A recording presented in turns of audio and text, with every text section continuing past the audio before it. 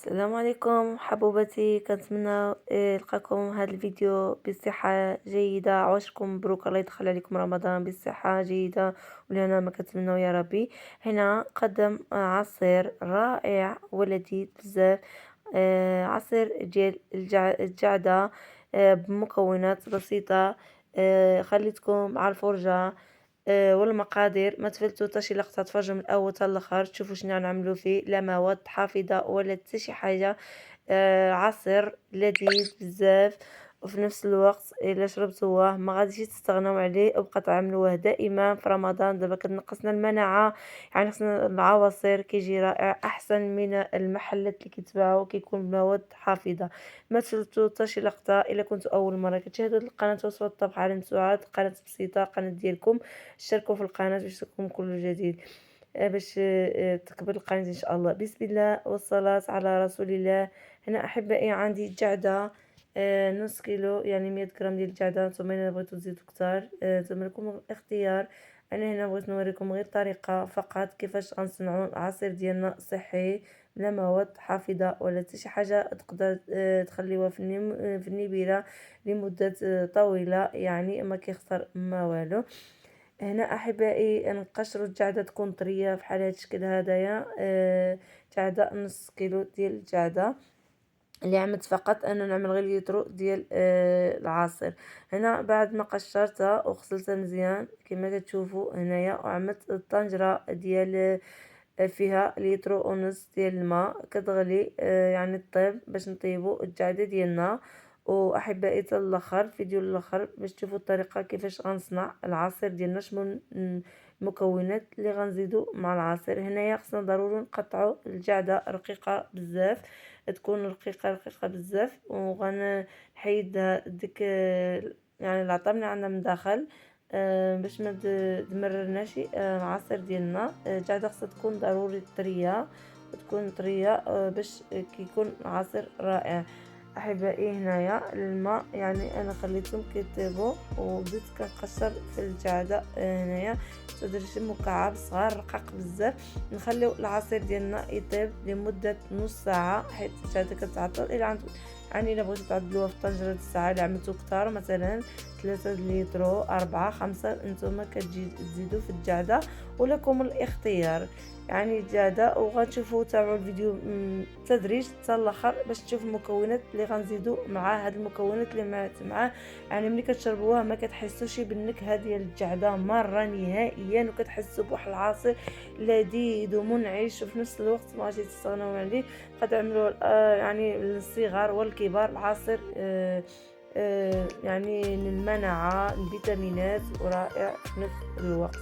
احبائي الكرام، هنا كنستمروا كامل كنقطعوا ديك المكعبات صغار رقيق بزاف. وهنايا كنجيبوا الماء اللي كانوا عندي مغليين من قبل.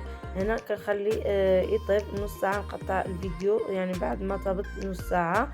هنايا جبتو احبائي الكرام، نزلت هنايا قدامي باش نطحن هاد العصير بالماء ديالو وكل شيء، حيت الليترو ديال الماء اللي بقاو فيه انا زدت الماء وغزيد مع المكونات جهور ديال فان فريسا، والسكر والخميرة أجزاء لافاني اللي كيعملوا في الكريب.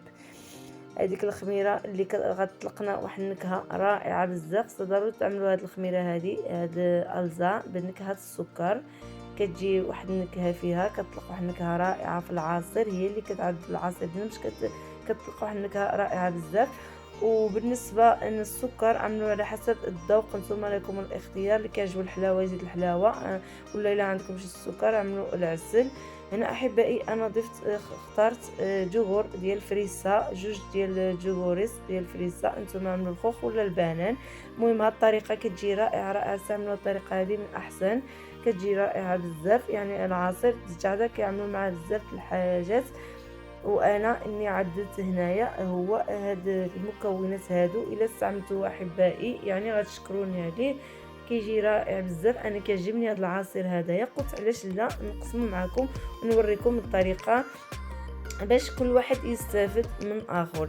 هنايا أحبائي بعد ما طحنت في الميكسور المكون مع بعض السكر والخميرة اللبني ألزز بنكهة السكر وجور مع الماء اللي كانوا طيبنا من قبل، ونحصلوا على لتر ونص تبارك الله ديال العصير بنص كيلو ديال الجعده. المكونات بسيطه في نفس الوقت ما كيدير لكمشي فلوس بزاف، احسن تشريوها من المحلات، تشريوها يعني بثمن غالي وفي نفس الوقت كيلقاو فيه مواد حافظه. احبائي وصلت للشكل يعني التطحين ديال العصير ديالنا ساليت. قطعت الفيديو هنايا وريتكم هذا هو الشكل النهائي كما وريتكم في الفيديو السابق. يعني احبائي الكرام كيجي رائع بزاف وكما كتشوفوا يعني الا جربتوه ما غادي تستغناو عليه، ما تبقى تعدلوا دائما. احبائي الكرام الى عجبكم الفيديو ما تنسوناش تبارطاجيو والضغط يعني الشيء اللي كنطلب منكم تبارطاجيو وتكتبوا لنا في التعليق وتصليوا على الرسول وتكتبوا لي ان شاء الله الى عجبكم فيديو باش تكبر لي القناه ان شاء الله بالفضل الله سبحانه وتعالى وبكم ان شاء الله باش كنوصلوا. كنتمنى يعني تبارطاجيو. احبائي الكرام خليتكم في امان الله الى فيديو قادم ان شاء الله، والسلام عليكم ورحمة الله تعالى وبركاته. لا تنسوا الصلاة احبائي مجددا، الى فيديو قادم ان شاء الله وانتم في امان الله. لا يدخل عليكم هذا رمضان بصحة وشي رزيق يا ربي لك اتمنى.